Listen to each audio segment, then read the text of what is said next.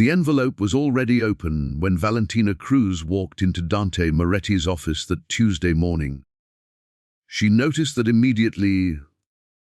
The crisp white rectangle sitting on the corner of his desk, its flap peeled back, as though whatever lived inside had already been decided, digested, and set aside like a bill paid in full. She noticed it, the way she had trained herself to notice everything in 6 years of working for the most dangerous man in the city quietly. Without moving her eyes, without breaking her stride, without letting her heartbeat stutter in a way that might be read. What she could not control was the way her hand pressed, involuntarily, against the front of her blazer. A reflex, a habit she hadn't yet learned to break. She was 9 weeks along. She didn't know that Dante already knew. "Sit down, Valentina." He didn't look up from the document he was reading. His voice had that particular quality it carried in the moments before something irreversible. Level, dry, almost gentle. The way the air goes still before a storm decides what direction it wants to move. She sat. The leather chair was cold, even through the fabric of her slacks. The office smelled like his preferred coffee, like the leather, bound ledgers stacked on the shelf behind him, like the faint trace of gunpowder that clung to the room no matter how many times the cleaning crew came through. "I've heard things," he said. He set the document down with a precision that she recognized as theatrical. Dante Moretti was never careless with his gestures. He curated them. "Things I prefer to verify myself before I act." She said nothing.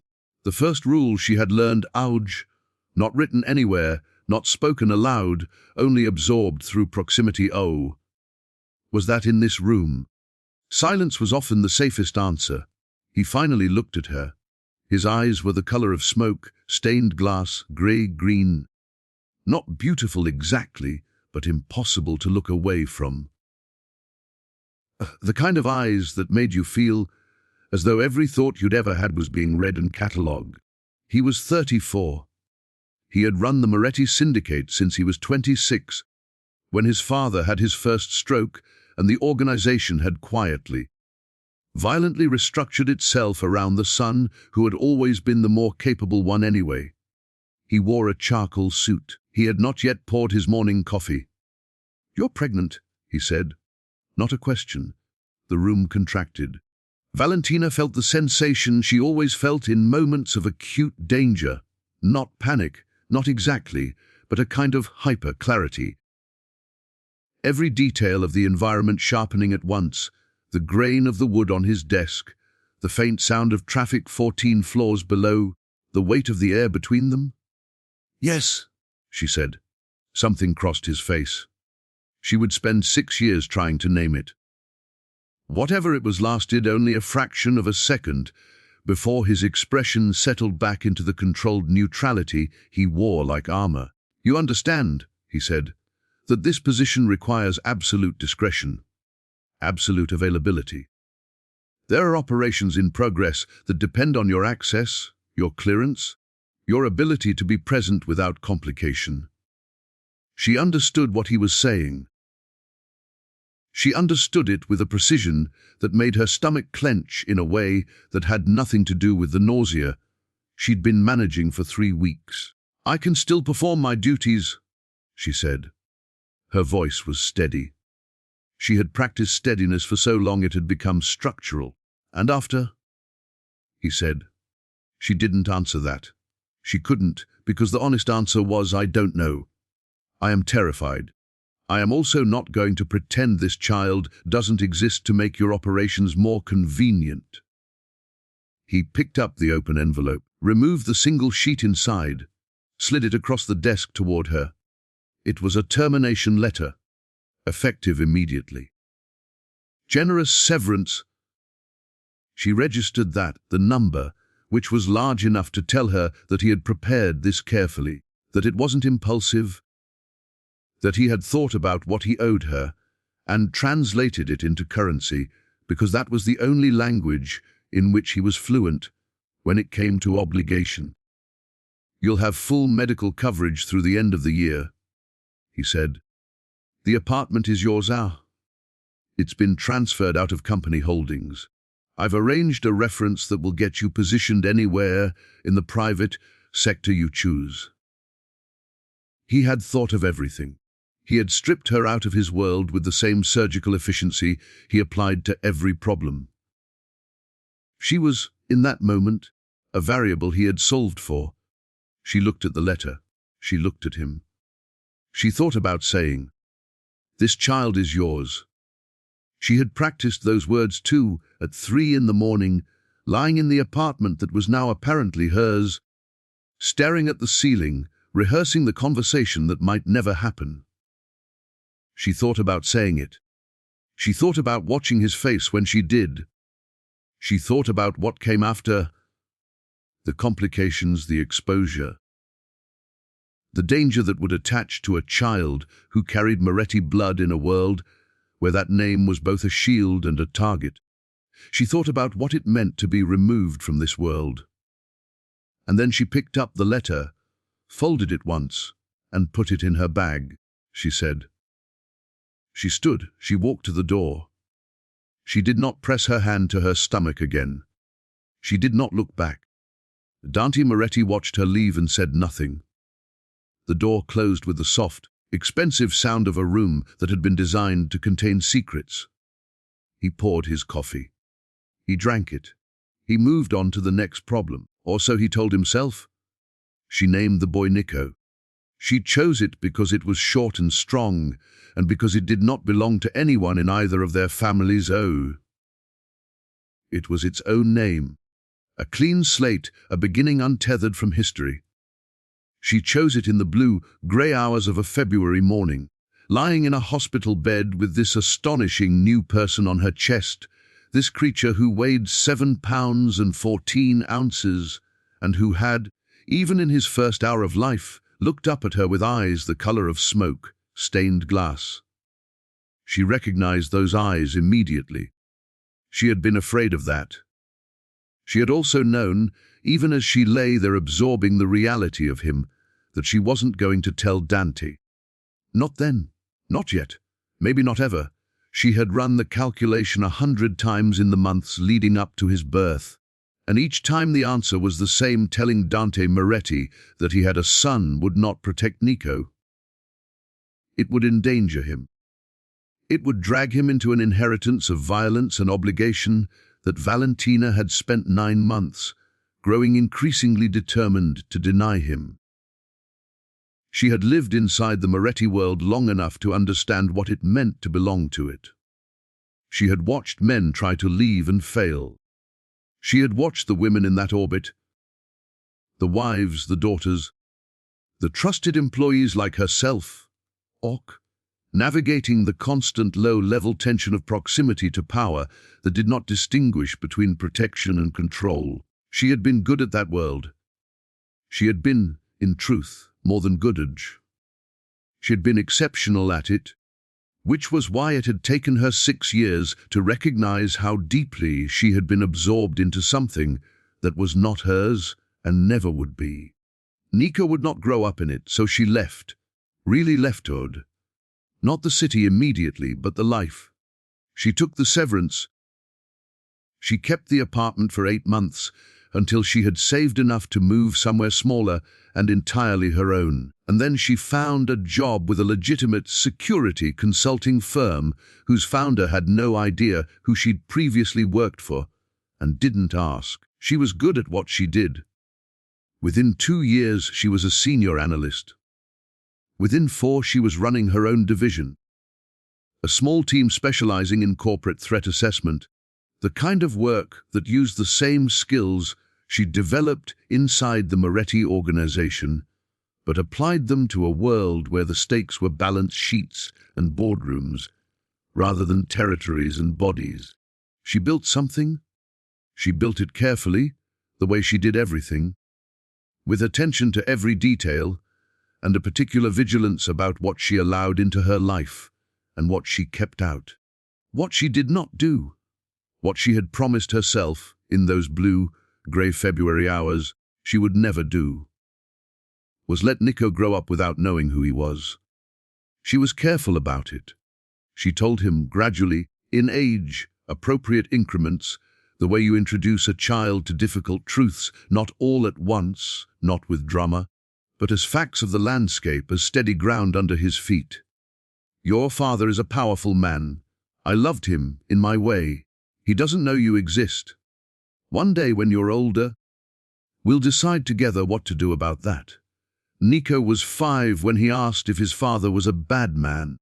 She had sat with that question for a long time before answering. He's a complicated man, she said. He does things that I don't agree with, but he's not cruel for cruelty's sake. He has his own arse code. Like a superhero. She had almost laughed. Not exactly. More like he has rules that he follows. But the rules aren't always the same as everyone else's. Nico had considered this with the particular seriousness he brought to all large subjects. He was 5 and already observant in a way that unnerved her sometimes, that reminded her too sharply of his father. The quality of his attention, the way he watched things before he engaged with them, careful processing before he spoke. "Okay," he said. "Can I have a snack?"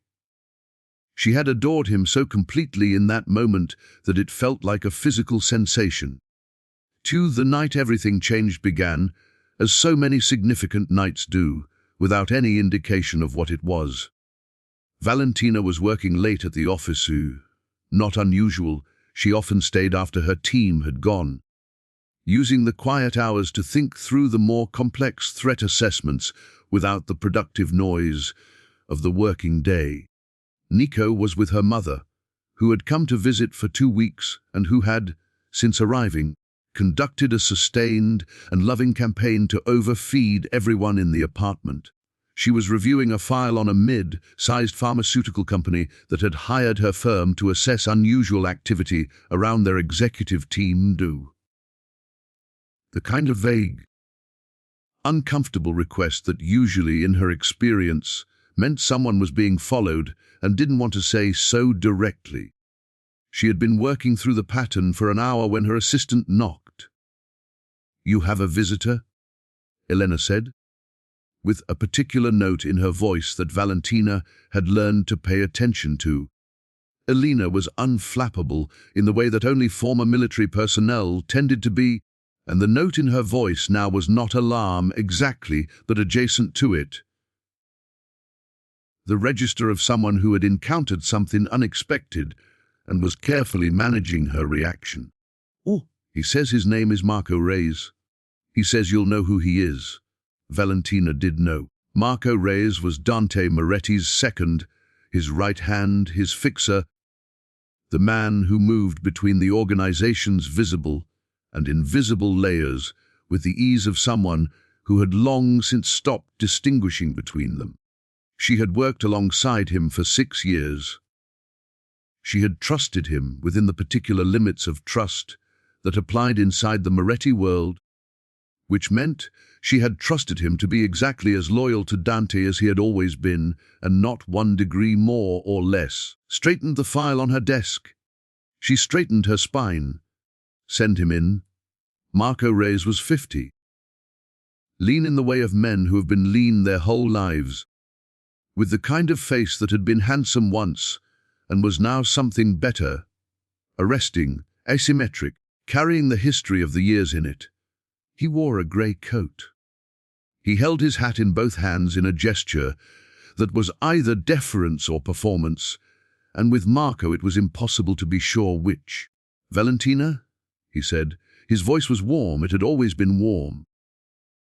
That was one of the things that made him effective. The warmth was real, as far as she had ever been able to tell, even when he was delivering terrible news. "Marco?" She did not stand. "Sit down." He sat. He looked around the office with genuine curiosity, taking in what she had built, and she could see the assessment happening.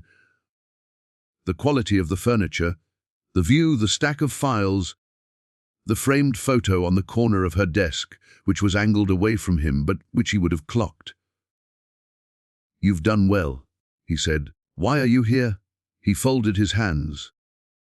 This was a gesture she remembered. Oh, the particular configuration of his fingers when he was about to say something that required careful packaging.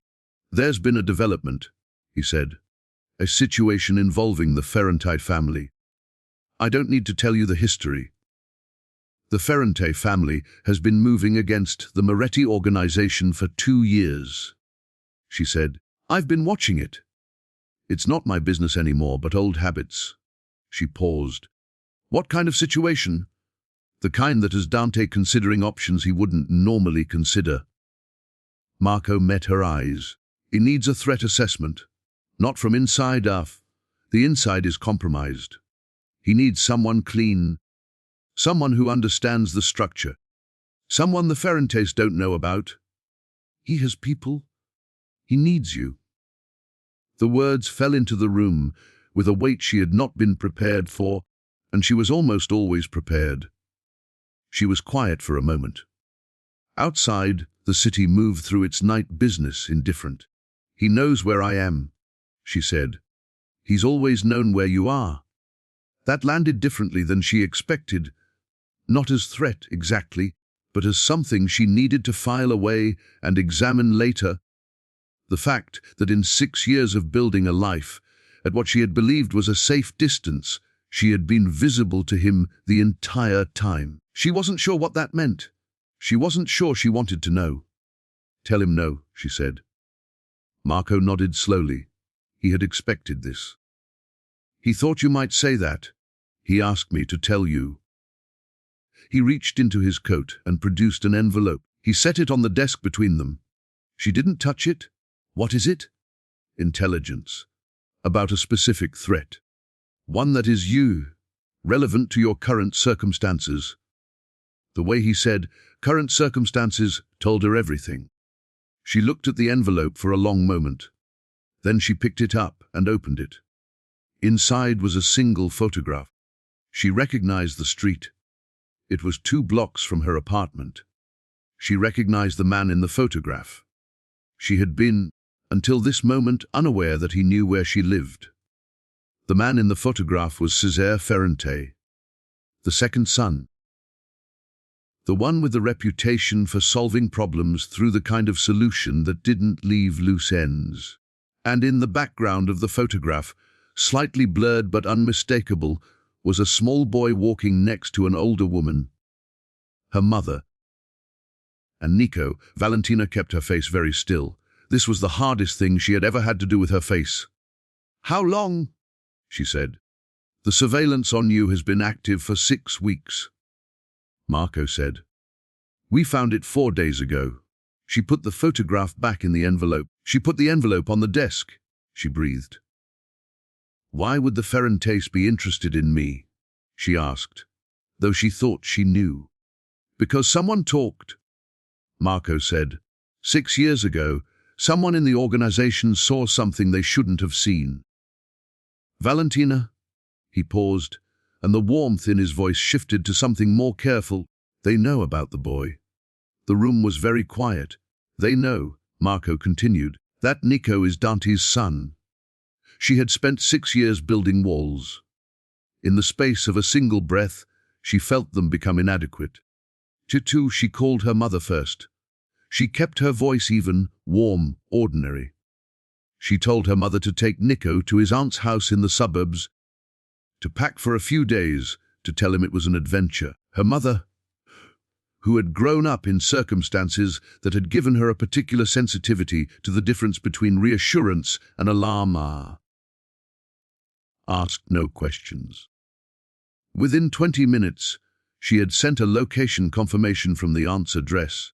Only after that did Valentina sit back in her chair and let herself feel, briefly, the full weight of what was happening. Then she stood up and began to plan. She called Marco from the car. "I'll come in," she said, "tomorrow morning. But I need certain conditions. He'll agree to whatever you need." "You don't know what I need yet, Valentina." A pause. "He'll agree." She spent the night at her office, partly because it was more secure than the apartment and partly because she needed the hours. She pulled every piece of intelligence she had compiled over the past 18 months on the Ferrante family. She had been watching them. She hadn't been lying about that old habit and she began to build a picture. What she saw was not good. The Ferrante organization had been restructuring under Cesar's influence since their father's health had declined. It was leaner, more aggressive, more willing to use exposure as a weapon. The traditional rules of engagement that had maintained a fragile peace between the city's major families for a decade had been eroding. Cesar Ferrante was, by her assessment, the kind of man who didn't want territory so much as he wanted to be the last one standing. The move against Nico was not a move against her. It was a move against Dante. The most efficient way to destroy a man like Dante Moretti was not to kill him. Men like Dante had made arrangements for their own death, structured the organization to survive it, turned their own mortality into a strategic document. The most efficient way was to reveal a weakness he hadn't known he had, a vulnerability so acute and so personal that it would compromise his judgment, force him into reactive decisions, pull him out of the cold control that was the actual source of his power. A son he didn't know existed would do that. She thought about this for a long time. She thought about Nico, who was currently eating her aunt's cooking and probably charming everyone in the room without trying to. She thought about what it meant to walk back into Dante Moretti's world. She thought about what it meant to walk in with his son's existence in her hands as both the thing she was protecting and the thing she was delivering. She made a decision. It was the hardest decision she had made since she picked up that termination letter and walked out of his office, and it was the only one available to her. She was going to tell him. The Moretti building looked the same. That was the first thing she noticed. 14 floors of glass and deliberate anonymity, the kind of architecture that announces power by refusing to announce it. The lobby had the same marble, the same quiet, the same quality of alert stillness, as though the building itself was paying attention. Marco met her at the elevator.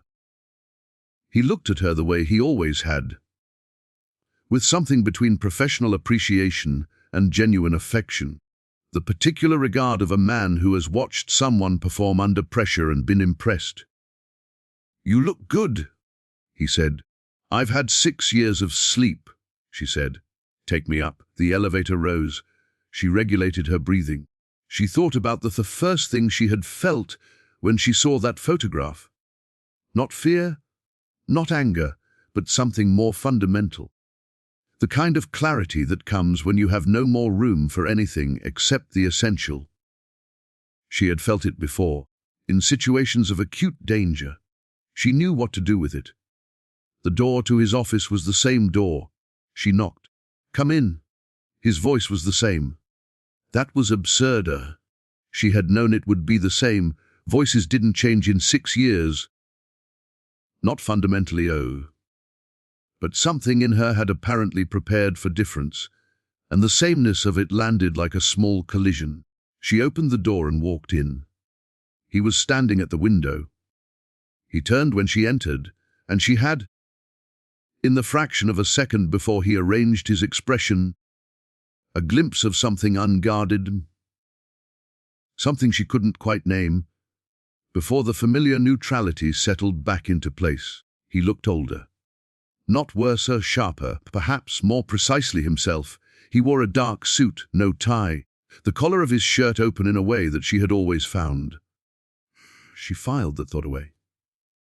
"Valentina," he said. "Dante," she said. They looked at each other across the width of his office, which she remembered as feeling enormous, and which now felt considerably smaller, as though the 6 years had rearranged something about its geometry. "Sit down," he said. "In a moment," she said. "There's something I need to tell you before we discuss anything else." He waited. He was very good at waiting. It had always been one of the things about him. Up, the way he could be entirely still, entirely present, without impatience, which should have been a quality she admired, and was instead, in this moment, deeply inconvenient because she had been hoping his impatience might give her an opening. She had rehearsed this. She had rehearsed it on the drive over, choosing words with the same precision she brought to a threat assessment. She had rehearsed it in the elevator. And now that she was here, in this specific room, with this specific man, with the window light falling on his face in the same direction it always had, all of her prepared sentences dissolved. "I have a son," she said. "His name is Nico. He's 5 years old." He has your eyes. The silence that followed was the longest she had ever experienced in this room, and she had sat through some extraordinary silences. Something happened to Dante Moretti's face. She watched it happen.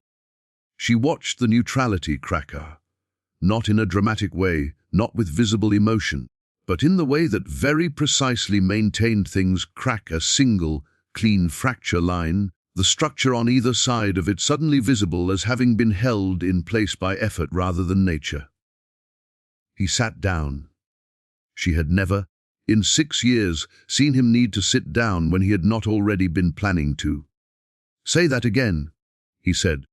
"The last part." "He has your eyes." She met his.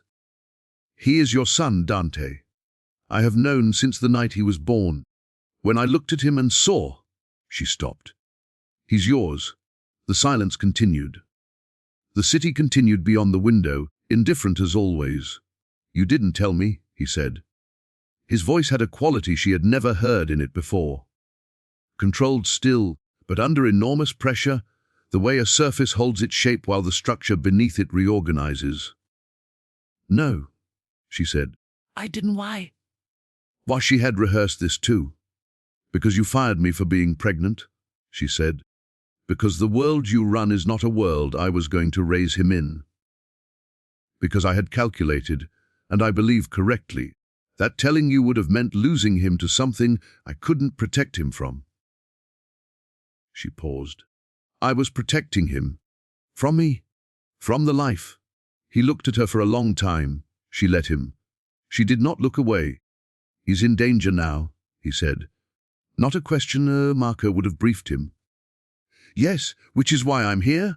She sat down finally, in the leather chair. It was still cold. "And why I'm telling you. Not because I've changed my assessment of the risk, but because you have a right to know about a threat to your son, and because..." She paused, choosing this carefully. "Because I need your resources to keep him safe, and I am not willing to use them without giving you the truth." He was quiet for another moment. Then he said, very quietly, "I want to see him." The words hit her somewhere she hadn't armored. "I know," she said. "We'll get to that. First we need to deal with Cesare Ferranti." She spent the next 3 hours in a conference room with Dante, Marco, and 2 of Dante's most trusted lieutenants. She presented her threat assessment with the precision she had spent 6 years refining, laying out the Ferranti operation's vulnerabilities, its pressure points, the specific intelligence gap that had allowed the surveillance on her to operate for 6 weeks before detection. She knew, better at this than anyone else in the room. Not because she was smarter than Dante, who was very smart, but because she had the dual perspective of having been inside his organization and outside it, which gave her a particular clarity about where the blind spots were. She watched him watch her work. She didn't let herself think about what was on his face when he thought she wasn't looking. By the end of the 3 hours, they had a plan. It was good not reckless, not reactive, but strategic in a way that would resolve the threat without escalation, without the kind of open conflict that would destabilize the fragile equilibrium that was the only thing standing between the city's various competing interests and something much worse. "The key," she said, "is to make Cesare believe he still has leverage he doesn't actually have." The information about Nico is his advantage, but only if Dante's reaction to is what he expects. Explosive, compromised, reactive. If we're calm, if we move before he expects it, if we make him understand that the information is now worthless because we've already changed the board, he'll have to find another angle, Dante said. And we'll be waiting for it. She nodded. He looked at her with that expression she couldn't quite name. You've been watching this for 18 months, he said. Not because it was your job. Old habits, she said again. Or old loyalties? No, she didn't answer that. After Marco and the lieutenants had left, Dante and Valentina sat alone in the conference room for the first time. The map was still on the table between them. The coffee was cold. The afternoon light had shifted. Tell me about him, Dante said. She looked at the map. Then at him. He's 5, she said. He started school in September. He's deliberate. He watches things before he joins them. He's good at reading people orc. He picks up on emotional undercurrents in a way that's sometimes startling in a child his age. She paused. He's kind. He goes out of his way to be kind. I think that's the best thing about him. And I think, I hope, it's partly because he's never had to be anything else. Dante was very still. The quality of his stillness had changed from the controlled neutral she was familiar with to something more raw, more effortful. Does he know about me? He asked. I told him he has a father who doesn't know he exists, that he's a complicated man, that one day we would decide together what to do about it. Something moved through his face. A complicated man, he said. I was trying to be honest without no, he said. It's accurate. A pause. What does he like? She found, to her own surprise, that this question made her throat tight. The specificity of it, not what is he like, but what does he like, the care of it, the implied desire to know the actual texture of the child's days. Books about animals. Complicated mechanical things. He takes toys apart to see how they work and then puts them back together. Football, his grandmother's cooking, drawing maps of places he imagines. She paused. He hates loud noises. He's working on that too. He doesn't want to be afraid of things and he's very determined about it. She paused again. He reminds me of you. I've been trying to decide for 5 years whether that's reassuring or terrifying. Dante looked at her for a long moment. I want to meet him, he said. When this is done, when he's safe, I want to. He stopped. He ran a hand over his jaw in a gesture she recognized. The gesture he made when he was feeling something he hadn't yet found language for. I understand why you didn't tell me. I don't. He stopped again. I need you to understand that I don't forgive myself for putting you in a position where you thought you couldn't. This was not something she had prepared for. She had prepared for anger, for cold calculation, for the kind of controlled recrimination that Dante used when he felt he had been maneuvered. She had not prepared for this. You fired me for being pregnant, she said, keeping her voice even. Yes, that's not something I'm going to reframe into. I'm not asking you to. He met her eyes. I'm telling you that I know what I did, and I know what it cost, and I have had 6 years to sit with that, and... He stopped. I thought I was making a choice that was practical. That was the word I used to myself. Practical. The pause stretched. I was wrong. About what was practical and about... He stopped again. About what? She said.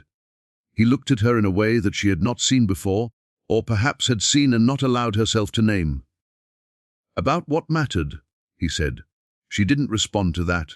She couldn't. Not yet. There was too much ground between them, too many years. Too much that needed to be worked through before they arrived anywhere close to a place where that conversation could happen. But she noted it. She filed it in the place where she kept things that required careful examination later. One thing at a time, she said. First we keep Nico safe. Yes, he said. First that.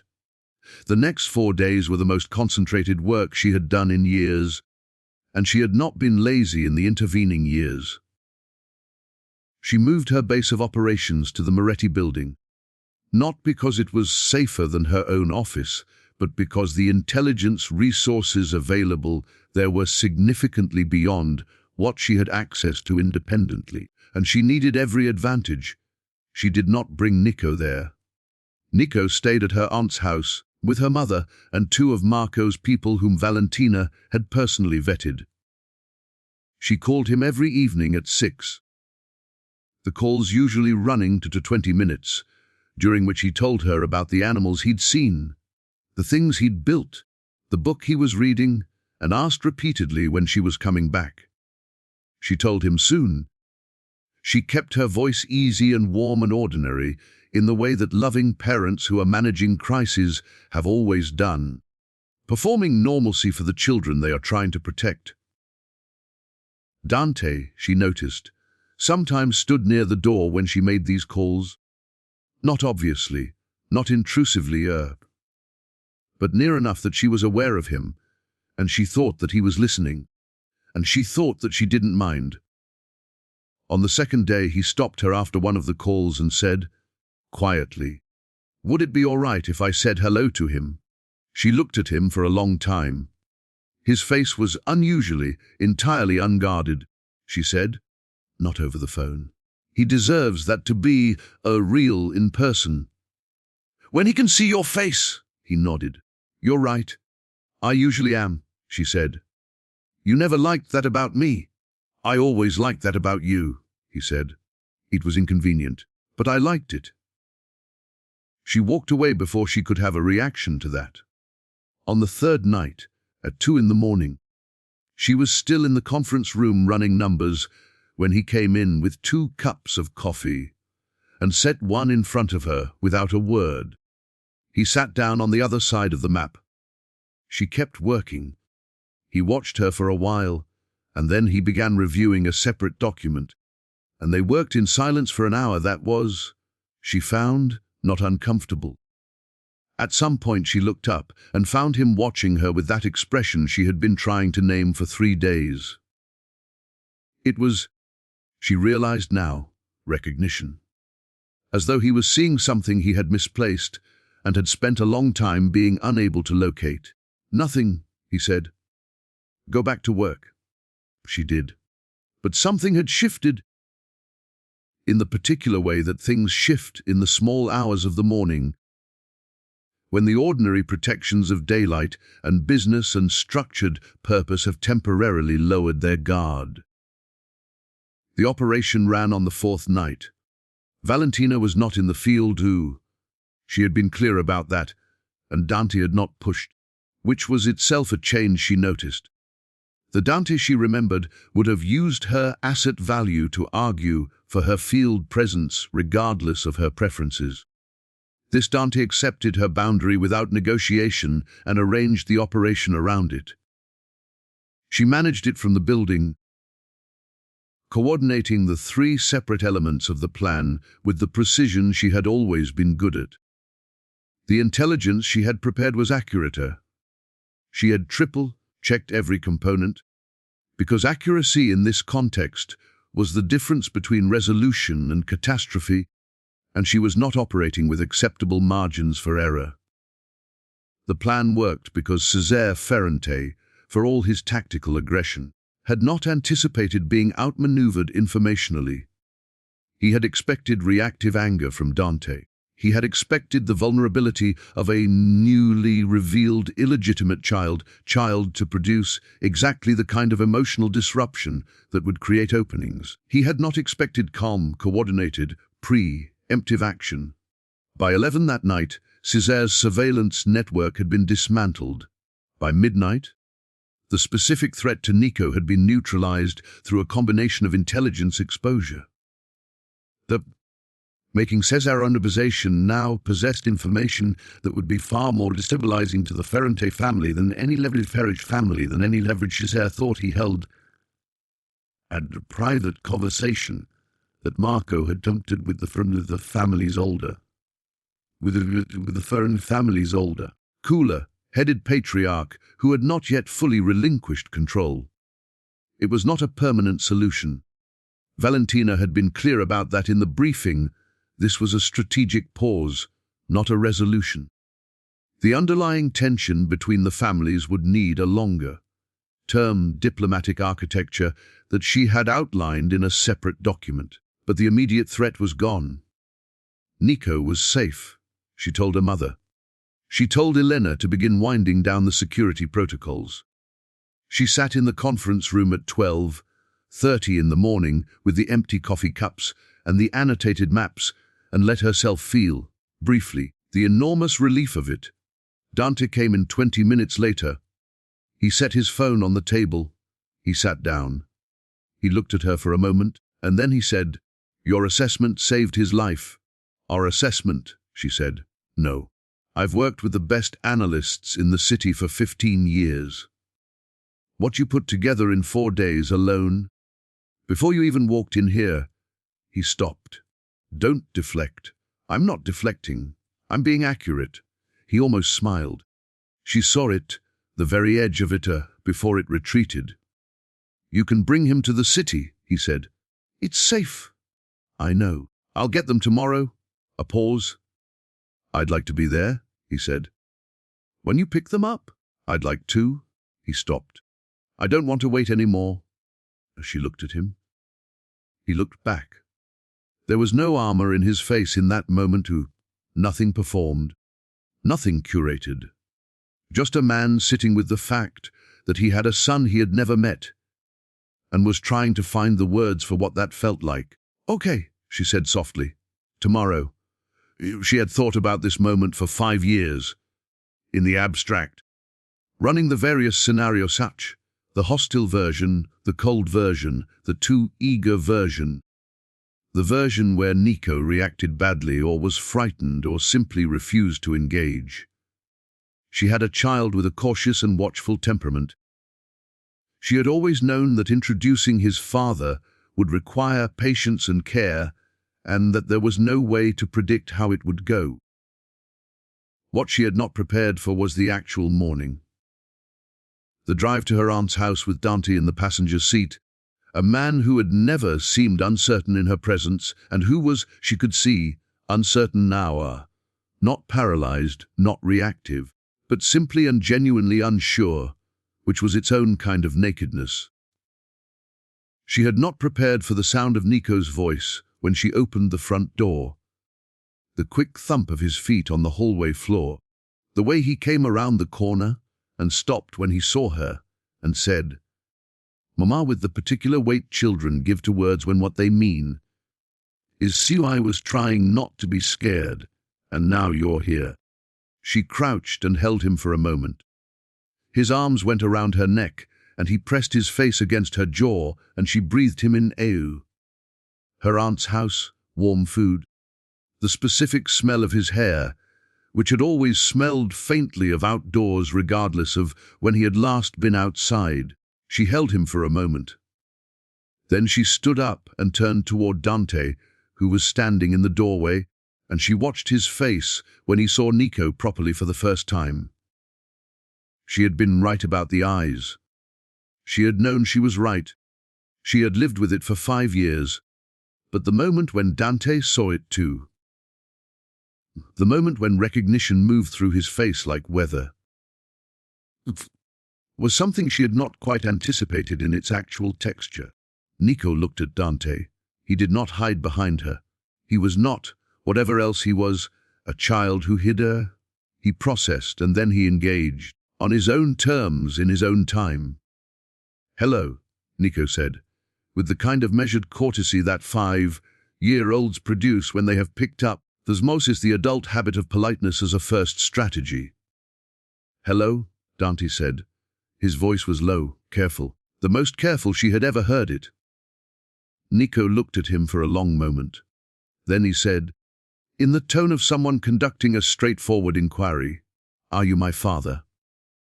The silence that followed was enormous. Valentina did not move.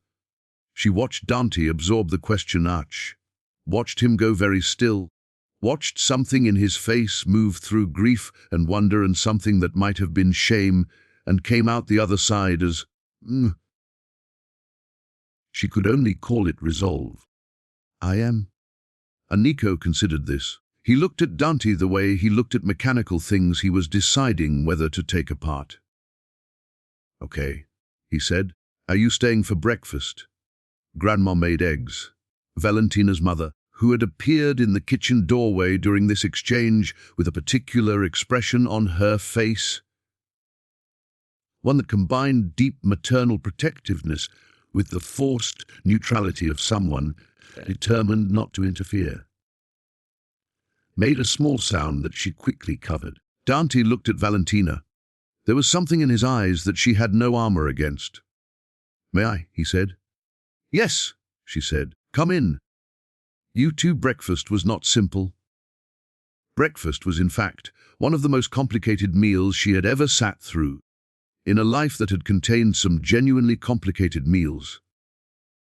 Her mother was warm and watchful and deeply suspicious in equal measure, the way mothers are when a man they have heard about primarily through the filter of pain is sitting at their kitchen table. Nico ate eggs and asked Dante 17 questions in rapid succession about topics that included, but were not limited to, whether he had ever seen a cheetah in real life, what the largest number he could count to was, whether he thought robots would have feelings one day, and what his favorite color was. Dante answered every question with seriousness and attention, and the particular quality of presence that Valentina had always noticed offing. When Dante was interested in something, he was fully interested, with none of the half-distracted quality of a person performing engagement while thinking about something else. His favorite color was gray. Nico had looked at this answer for a moment and then said solemnly, "Mine is green. But grey is good too," as though he was granting a concession. "I appreciate that," Dante said. After breakfast, Nico asked if Dante wanted to see his maps. This was significant. Valentina knew it was significant, because Nico's maps were private. He kept them in a journal with a clasp lock that had been known to reduce younger visitors to tears. And she watched Dante understand, without being told that he was being offered something valuable. "I would like that very much," Dante said. They went into the small room her aunt had given Nico, with its single bed covered in stuffed animals of various taxonomic categories, and Nico produced the journal from under the bed and opened it to a specific page and began to explain, in great detail, the geography of an imaginary continent he had named Verdono. Valentina stood in the doorway and watched her son introduce his father to the places he had built in his imagination, and she thought, "This is the thing I was most afraid of, and it is also the best thing I have ever seen." They drove back to the city that afternoon, the four of them, her mother in the back with Nico, Valentina driving, Dante in the passenger's seat. Nico fell asleep somewhere outside the suburbs, with the particular abruptness of young children, one moment asking questions and the next gone, tilted against his grandmother's arm with his mouth slightly open. The car was quiet. Her mother was looking out the window. Dante was looking at Nico in the rearview mirror with an expression she could see reflected there, and she did not look away from the road. "I owe you an apology," he said, quietly enough that it would not travel to the back seat. "You already gave me one," she said. "Not properly." He turned to look at her. "What I did was wrong. Not strategically wrong, morally wrong. You were pregnant. You were in a vulnerable position, and I used my power to remove the inconvenience of you from my life. I called it practical. It wasn't. It was cowardice in a suit." She kept her eyes on the road. "Dante!" "I want to say it correctly," he said. "I want to say it in a way that doesn't leave room for reinterpretation. I was wrong. What I lost because of it." He stopped. I can't get those years back. I know that. But I want you to know that I know what they cost. Both of you." She was quiet for a long time, watching the city approach on the horizon, its skyline familiar and complicated. "I'm not going to absolve you in a car," she said finally. "I know. I'm not going to absolve you at all, in the sense that, I can forgive you, with time, and I think I'm in the process of it. But I don't want to perform closure for your comfort." "No," he said. "I don't want that either." She glanced at him briefly. His face was open in a way she had rarely seen. "What do you want?" she said. He was quiet for a moment. "To know him," he said. "To deserve the chance to know him." A pause. "To not make the same mistake again." His voice was lower now, careful with the weight of what he was putting in the air between them. To not let another 6 years go by because I was afraid of what I wanted." She said nothing. The city was closer now. The skyline was reaching up into the late afternoon light, familiar and impossible. The same city she had driven away from 6 years ago, with everything she owned in 2 bags, and a secret she was still learning the shape of. She thought about the night she had left. She thought about the termination letter, folded once, in her bag. Thought about the decision she had made in those blue, grey February hours. This child will not grow up in that world. This child will know who he is. This child will be protected from the weight of this inheritance. And she thought about whether she had been right. She thought she had been right. She also thought that she had made the decision she was capable of making at the time, with the information and the emotional resources she had, and that it had been the best available choice in a set of choices that were never going to be clean. She thought about the man sitting beside her, who was looking at his sleeping son in the rearview mirror with an expression she had no more resistance to than she had resistance to the love that had gotten her into this situation in the first place. "Oh no," she thought. "Oh no, I have not resolved this." The weeks that followed were complicated. She was not going to use a softer word than that, because she was a person who insisted on accurate language, even when inaccuracy might be more comfortable. She returned to her apartment, which Dante had arranged additional security for without being asked. She returned to her work. She returned to her life, which was what she had, which was good, her team, her cases, her routine, the particular satisfaction of applying what she knew to problems that mattered. Dante came for dinner on Wednesday. This was Nico's idea. He had asked, in the way children ask things that have enormous consequence, whether his father could come for dinner, because he had more questions about robots, and also he wanted to show him the new section of the Verdano maps. Valentina had said yes before she'd had a chance to process the implications. He brought food from a restaurant that she happened to love, which was either research or a very good guess, and she didn't ask which. He sat at her kitchen table and ate, and talked to Nico about robots and the nature of imaginary geography, and her mother, who had stayed an extra week due to a combination of genuine concern and, Valentina suspected, profound unwillingness to miss what was happening. Watched everything with the expression of a woman who has a great deal to say and is temporarily restraining herself. After Nico was in bed, they sat on the small balcony. It was getting cold, the city moving into autumn, and she had brought a blanket that she arranged around her shoulders without offering to share. "You could have come sooner," he said, looked at him. "What?" "To tell me. You could have come sooner than when there was a threat. You could have come when he was born, when he was 1, when he was 3. He held up a hand before she could speak. "I'm not accusing you. I understood why you made the choice you made. I'm asking, if the threat had never materialized, would you have told me? Ever?" She sat with this question honestly. "I don't know," she said. I had decided that when he was old enough to participate in the decision, we would make it together. But I don't know if I would have been brave enough to do it before that. Why not? Because walking back into your world is terrifying, she said. Not because of the danger. Because she stopped, he waited. Because I never entirely left, she said quietly. In the ways that mattered. And I had spent 6 years building something that was mine, that wasn't tangled up in you. And I was afraid that if I came back even slightly, I would lose that. Or lose the thread of it. She looked at the city. I was afraid of how much I still.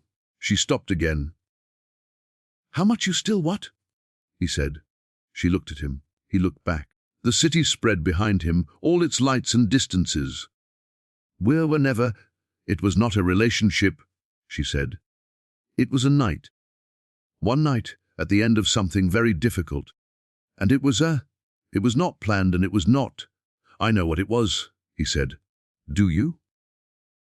It was the only time, he said, in 10 years of running this organization, that I did something that was entirely my own. Nothing strategic in it. Nothing calculated. He paused. And then I spent the next morning calculating it away. He looked at her. That is one of the things I am most ashamed of. The silence was not uncomfortable. It was the kind of silence that has weight and texture, that holds something rather than evacuating it. Dante, she said.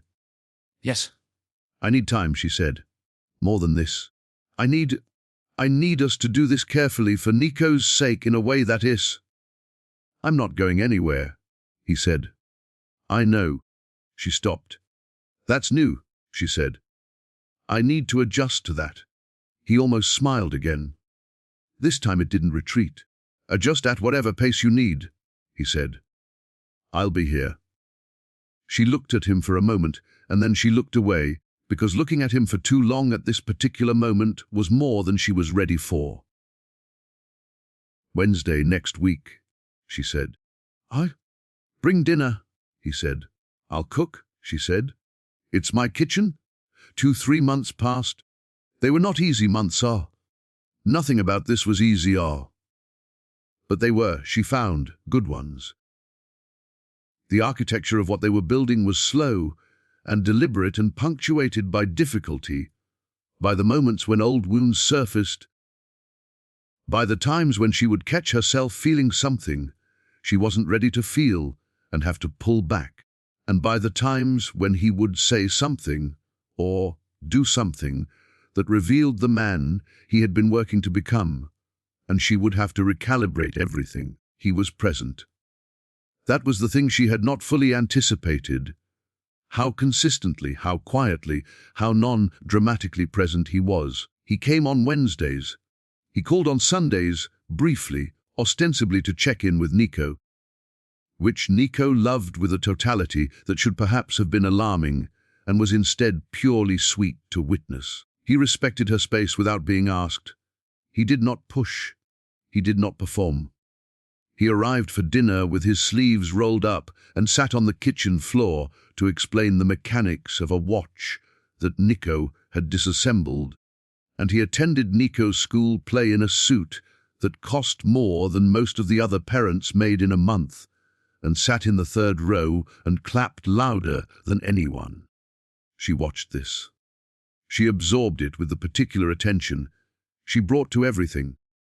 And what she found was that she could not keep herself at the careful distance she had originally intended. She did not name this yet. She let it exist without a name for a while, the way you might observe a new species in its environment, before you classify it. Nico named it first, because of course he did. They were at breakfast on a Saturday, her mother finally having returned home, after a visit that had extended to 6 weeks and produced a series of pointed conversations that Valentina was still processing. Nico was eating cereal. He looked up and said, with the casual directness of a child who has been thinking about something and arrived at a conclusion, I think Papa should live here. Valentina set down her coffee cup We can talk about that, she said carefully. Comes all the time anyway, Nico said. And he always checks if the door is locked before he leaves. Which Grandma says is because he worries about us. And he taught me how to check all the window locks, which is useful. He ate a spoonful of cereal. It would be easier if he just lived here. She looked at her son, who was looking back at her with the watchful, patient expression that had been alarming her for 5 years, and she thought, 5 years old and already working the room. We're working on things, she said. I know, he said, with the serenity of someone who has already decided how things are going to go, and is simply waiting for the adults to catch up, but maybe work faster. She called Dante that evening. He picked up on the second ring. I had an interesting conversation with your son this morning, she said. Oh. She could hear the alertness in his voice, the quick concern. He had developed a parent's responsiveness to that particular opener. He has opinions about the domestic arrangements. A pause then, carefully. Does he? He does. She sat down on the couch. The apartment was quiet, Nico asleep, the city doing its Saturday night things outside the window. He's not wrong, she said, about the direction. The pause this time was different. Charged. Valentina, he said. Don't make it formal, she said. Don't. I'm not ready for formal. But I wanted you to know that I'm that the distance I've been keeping has been about my own fear. Not about. She stopped. Not about what I actually want. He was quiet for a moment. When he spoke, his voice had the quality she had been cataloguing for months. The unguarded version, the one without armor. What do you actually want? He said. I want to not be afraid anymore, she said. I want to try properly, with full information and no illusions and the understanding that it will be. Complicated, he said. A note of warmth, she said. And slow. I need it to be slow. I've been waiting 6 years, he said. Slow is fine. She laughed, a small, prize sound. Real. Technically you didn't know you were waiting. I knew something was missing, he said quietly. I knew that the morning you walked out. I didn't let myself name it, but I knew. A pause. Can I come over? It's 10 o'clock. I know what time it is. She looked at the window, the city lights, the familiar view from an apartment she had built into her life over years of careful construction. Yes, she said. Come over. He was there in 20 minutes. She opened the door, and he was standing in the hallway in a dark coat, with no particular expression on his face, except the unguarded one she had come to recognize as the version of him that was actually true. He said. She stepped back to let him in. He came in. The door closed. The apartment held the specific quiet of a space, with a sleeping child in it, warm and complete. They stood in the hallway for a moment, closer than they had been since the single night 6 years ago that had changed the shape of everything. I owe you more than I can give back, he said. You're not giving anything back, she said. We're starting from here. From here, he said. From here. He reached up slowly and touched her face, his thumb against her cheek. The gesture so careful, so entirely unlike the controlled precision he applied to everything else in his life, that she felt it as a kind of revelation that this was the version of him that had existed under all the armor, that had been there the entire time. She put her hand over his. They stood like that for a moment, not kissing yet, not moving, just as present with each other in the particular way that things that have been long postponed feel when they finally arrive. She said softly. Slow, he agreed. 6 weeks later, on a Sunday morning, with autumn finally committing to cold, Nico came into the kitchen at 7:30 and found Dante already there, making coffee, in a way that suggested he had either gotten very good at early mornings or had simply stopped fighting them. Nico climbed onto his usual chair. He looked down. He looked at the coffee. "You're here on a Sunday," Nico said, with the specific note of a person checking that what they expected to happen has in fact happened. "I am," Dante said. Nico nodded, with the satisfaction of a hypothesis confirmed. "Good," he said. "Can we work on Verdano after breakfast? I've been thinking about the mountain range." "I've also been thinking about the mountain range," Dante said. Which was true. Valentina had found him reading Nico's journal 3 days ago with an expression of genuine engagement. She came in to find them already at the table, Nico's map unfolded between them. Both of them bent over it with the same quality of focused attention. The same slope of the head, the same narrowing of the eyes over some geographical question she would never fully understand. And she stood in the kitchen doorway with her coffee and let herself feel it. The full, uncomplicated weight of what had been built. Not easily, not without cost, not without the losses that could not be recovered. The years, the nights, the mornings that should have been like this one and weren't. Those costs were real. She did not minimize them. But this was also real, this kitchen, this light. These two people bent over an imaginary map with the same exact expression on their faces, the shape of the same jaw, the same green eyes that she had recognized in the first hour of her son's life and had been both afraid of and grateful for ever since. Dante looked up and found her watching. Something moved through his face. The recognition she had been learning to read, the version of him that was true. "The western coast needs rivers," Nico said, not looking up. "Papa says there should be more rivers." "Papa is right," she said. She came to the table and sat down. She set her coffee next to the map. Nico passed her a pencil without being asked. "Here," he said. "You can draw the rivers." She took the pencil. She looked at the map. This imaginary world her son had built, where they were apparently all going to live for a while. Drawing in the geography together, adding the rivers and the mountains and the things that hadn't been named yet. She drew the first river. Nico approved it. Dante suggested a tributary. An argument about tributary placement ensued, conducted with full seriousness by both parties, which she mediated with the particular diplomatic skill she had apparently always had, and had spent too long applying exclusively to the wrong things. Outside, the city moved through its Sunday business, full of its own complications and beauties.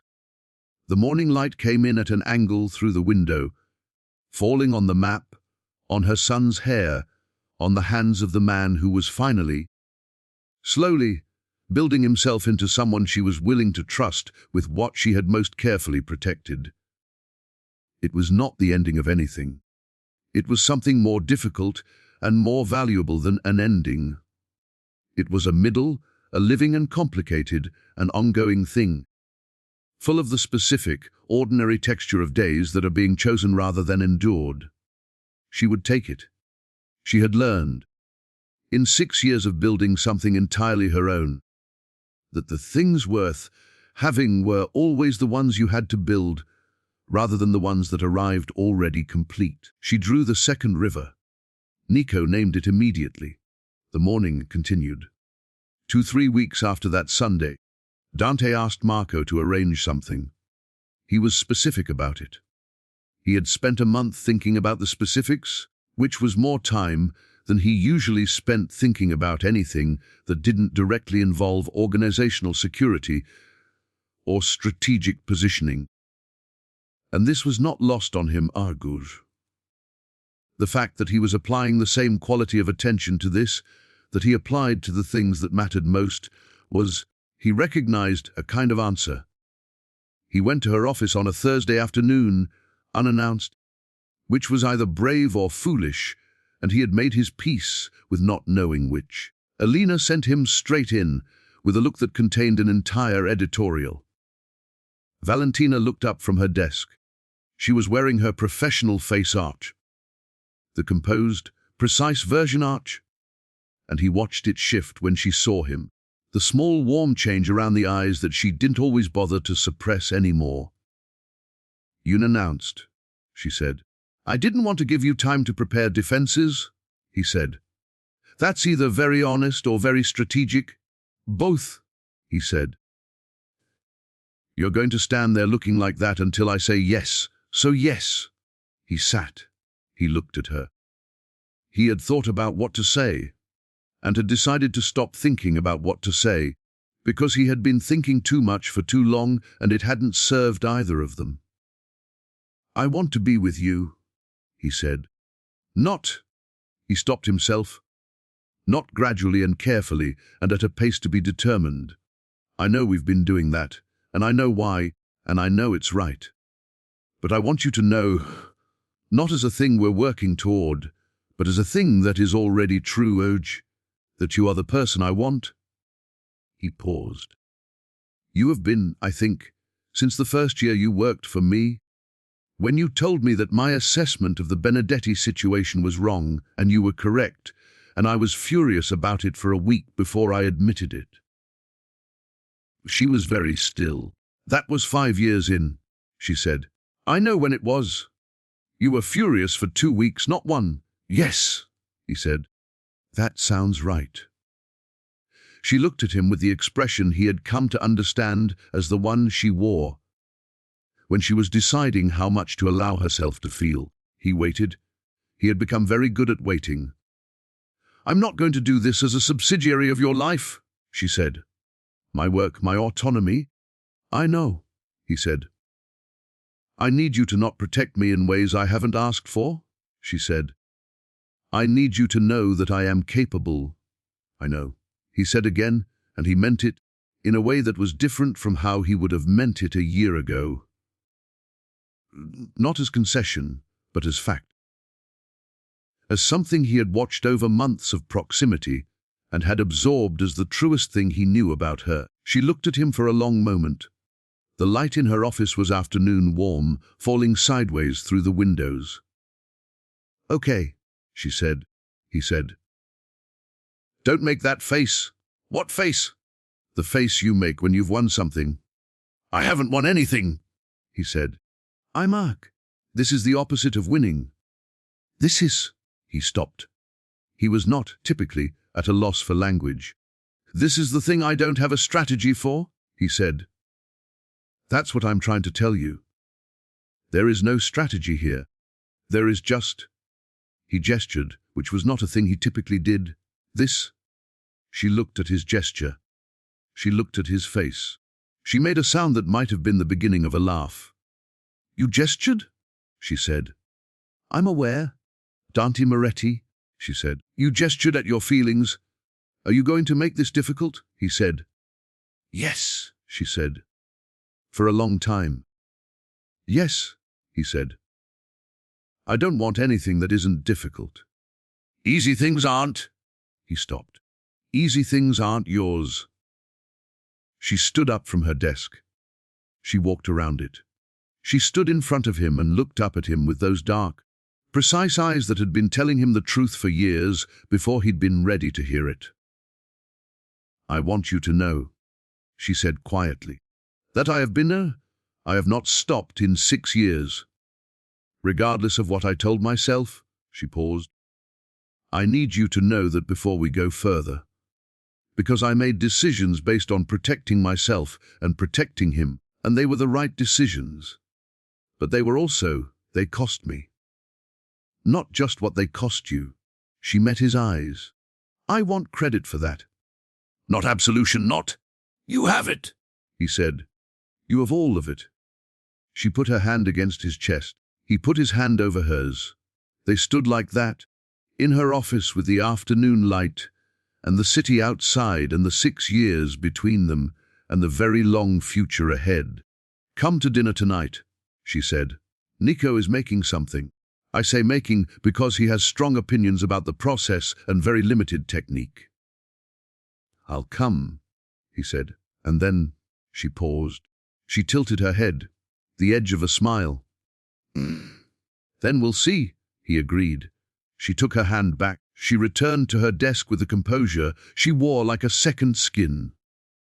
He stood, buttoned his jacket, and turned toward the door. He turned back. 6 years, she said. Don't ever do anything like that again? Never, he said. I promise you, never again. She held his gaze for a moment, and in it was everything: the years of absence, the nights alone, the fear, the love that had survived all of them, the child who had his eyes and her stubbornness, and was currently, at this very moment, at home with his grandmother and his maps and his unshakable certainty that things would work out correctly if everyone just paid attention. Goo, she said. I have work. 7 o'clock. 7 o'clock, he said. He left. She watched the door close. She sat with the silence for a moment. Then she opened the file she had been reviewing and kept working. Because she was a woman who worked, who built things, who applied precision and care to what she did, and this had not changed and would not change, and he knew that, and he was going to have to love that version of her, or he would lose her again. He knew. She believed him, not naively but based on evidence, the way she believed anything, based on accumulation, on pattern, on the quality of what she had observed over months of careful watching. She believed him. That evening, the apartment smelled like burning and ambition, both of which were Nico's contributions to the dinner project. He had decided, with characteristic confidence, to make pasta from scratch, a decision that had resulted in a dusting of flour on every surface within 3 feet of the counter, a pot of water that had boiled dry, and a quantity of pasta that was technically edible, but had the texture of someone's first very earnest attempt, which is exactly what it was. Valentina had salvaged a sauce. Her mother, participating via video call propped against the fruit bowl, offered instructions and emotional support and said, add more garlic at approximately 4-minute intervals. Dante arrived at 2 minutes to 7 in a dark coat, carrying wine and a small package. Nico, who had been watching the door since 6:45, abandoned the sauce immediately. Papa. Hey, Dante crouched to his level, which was a gesture she had noticed he had started doing automatically, without having to think about it. This adjustment of his whole large self to Nico's scale. He held out the small package. I brought you something. Nico opened it with the careful deliberation he brought to all significant things. Inside was a small compass, antique brass, the kind with a case that opened and closed. Nico looked at it for a very long time. For Verdano, Dante said. If you're going to have mountains and rivers, you need to know which way is north. Valentina watched her son hold the compass up to the light, turning it in his fingers with the expression she knew well of. The expression of someone who has received exactly the right thing. Thank you, Papa, Nico said. Dante's face did the thing that she had stopped trying to armor herself against. He stood. He looked at her over Nico's head. She looked back. Add more garlic. Her mother said from the fruit bowl. Mama, Valentina said, I'm just saying. Dinner was chaotic and imperfect, and full of flour residue and overlapping conversation and Nico's detailed explanation of how a compass worked, partly correct. Enthusiastically delivered, and her mother's opinions on everything, and Dante eating the dense pasta with the expression of someone who was genuinely fine with this, and was not performing fineness. After Nico was in bed, after Dante had sat on the edge for 20 minutes, while Nico explained the latest developments in Verdano's eastern provinces, after the compass had been placed with ceremony on the bedside table, Valentina and Dante stood in the kitchen, washing dishes in a silence that was entirely comfortable. Dante said quietly, Yes, she said. He is. You did that. We did that, she said. In the only possible sense? No, he said. You did it. The person he is art, that's you. 6 years of you. He dried a bowl. I get to know him now, but I know who raised him. I see it every time I look at him." She was quiet for a moment, her hands in the warm water. "He has your patience," she said. "Your particular way of being still when he's thinking.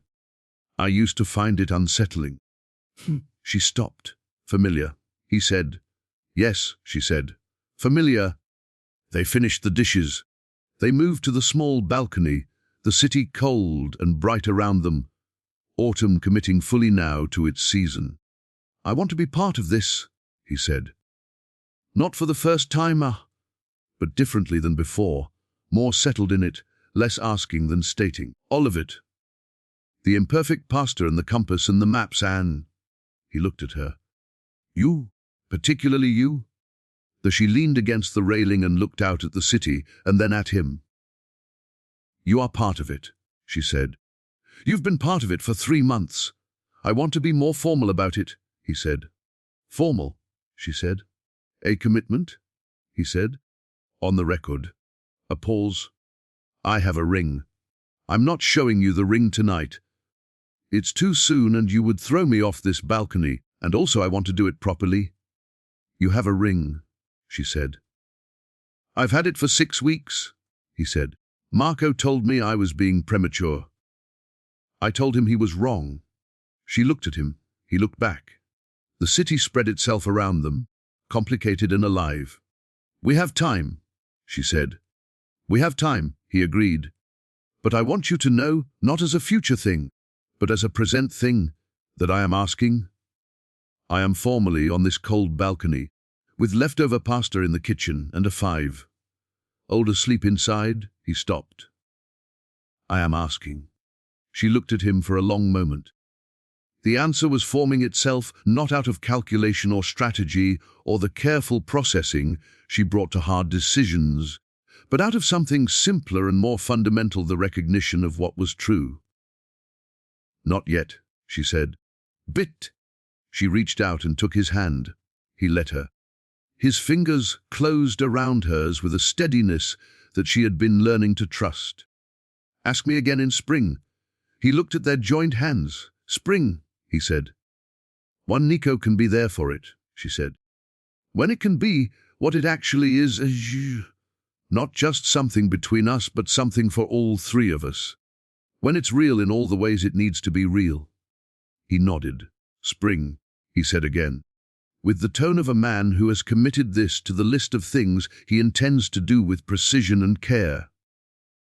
She leaned her head, briefly. He was warm. The city was cold. The balcony held them. "Spring," she said softly. "Now go home. I have an early briefing." He kissed her temple, carefully, the same quality as everything he did now, nothing impulsive, careless. "Good night, Valentina. Good night, Dante." He left. She stood on the balcony for a moment longer, the city doing its infinite city things around her, and she let herself feel the full, undefended weight of what her life had become. Complicated and costly and built from difficult materials and entirely, essentially and beyond argument her own. She went inside. She checked the door was locked. She had taught Nico this, and then Nico had apparently taught Dante, which meant she now had 2 people in her life who checked the door, and she went to bed. Spring arrived in the way it always does in that city. Not gradually, but with sudden decision, as though the season has been considering for weeks and has finally made up its mind. One morning the light was different and the trees were green, and Nico came home from school with dirt on his knees and a drawing of something he said was the coast of Verdano, but which Valentina privately thought looked more like a very confident abstract painting. On a Saturday in April, when the park down the street had committed fully to its warmth and the world smelled like cut grass and beginning. Dante arrived at the apartment at 11 in the morning with a box from the bakery that Nico had identified as producing the city's best pastries, which was a position he held with the passion of a food critic and the objectivity of someone who very much liked sugar. They went to the park. Nico ran ahead with the energy of a child who has been contained inside for months and has opinions about it. Valentina walked alongside Dante. The morning was easy around them. At some point, not staged, not calculated, but at the right moment, which she would later describe to her mother as simply obvious. Dante stopped walking. She stopped too. Nico was 20 feet ahead, having located a very interesting stick. Dante reached into his pocket. He produced the ring, which was simple and precise and She looked at it for a moment exactly the kind of thing she would have chosen herself. "I said I'd ask in spring," he said. "You did," she said. "Nico," he called. Nico looked up from his stick. He looked at Dante. He looked at the ring. His eyes went wide in the particular way that preceded either a very large emotion or a very large question. Given that he was 5, it would probably be both. Dante looked at Valentina. "I need to ask Nico first," he said. "Yes," she said, and her voice was not entirely steady, which she noted and did not attempt to correct. Dante walked to Nico and crouched to his level. He said something that she couldn't hear from where she stood, and she decided not to try to hear, to let this be its own conversation, to let these two people she loved in the most essential part of herself do this thing without her managing it. Nico looked at the ring. He looked at Dante. He said something. Dante laughed, a genuine laugh, surprised out of him, the rare kind odd, and said something back. Then Nico looked over at Valentina, across 20 feet of park in April, in the good morning light, and gave her a thumbs up. She laughed. She couldn't help it. She put her hands over her face and laughed. Dante came back to her. She saw when she lowered her hands, smiling food for the first time in her experience of him all.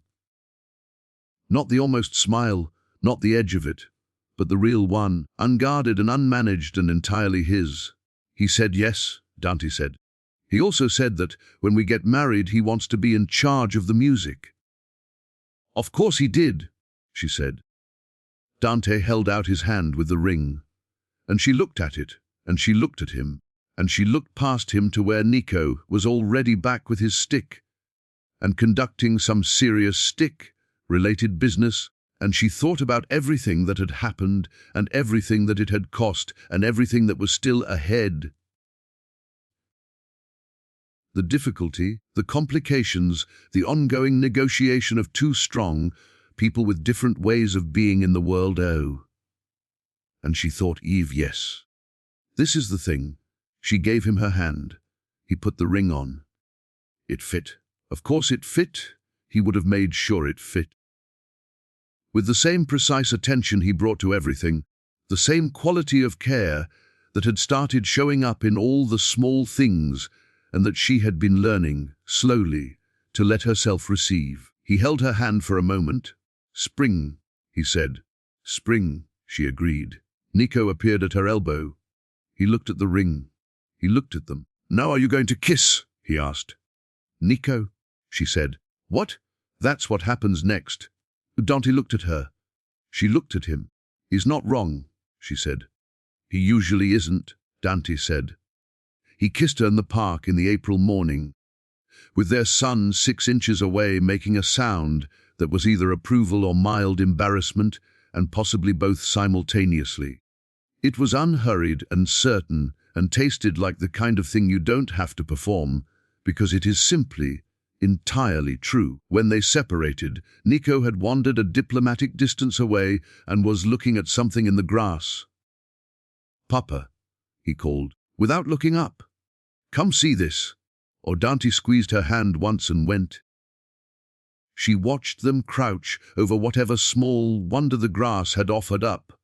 These two people with their matching way of holding still, their identical quality of attention, the grandfather's name on the river of an imaginary continent, and the compass pointing north. And she let herself feel it without defense, without distance, without the careful management she had lived inside for so long. She let it be what it was. Her family, standing in the spring light, in a city that had tried to pull them apart and failed, looking at something small and alive and marvelous in the grass. Word count approximately 16th, 200 words.